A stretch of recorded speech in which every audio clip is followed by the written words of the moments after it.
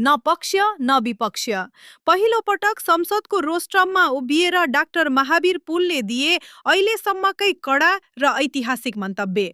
सडकमा किताब बेचेर देश बनाउने अभियानमा लागेका डाक्टर पुन अब आधिकारिक रूपमा सांसद बनेर संसद भवन पुग्नु भएको छ। सांसदको रूपमा पहिलो सम्बोधन गर्दै उहाँले प्रश्न पार्नुभयो कि उहाँ राजनीति गर्न होइन, केवल काम गर्न आउनु भएको हो। उहाँले भन्नुभयो, संसदमा म पक्ष वा विपक्ष भन्दा पनि निष्पक्ष छु। उहाँको यो भनाइले संसदभित्र सधैँ हुने राजनीतिक भागबण्डा र झैझगडालाई गतिलो झापड दिएको छ। उहाँलाई देश र जनताको हित बाहेक अरू कुनै स्वार्थ छैन।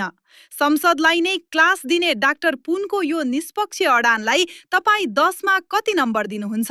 कमेन्ट गर्नुहोस् र यो गुजबम्स आउने भिडियो सबैलाई सेयर गर्नुहोस्।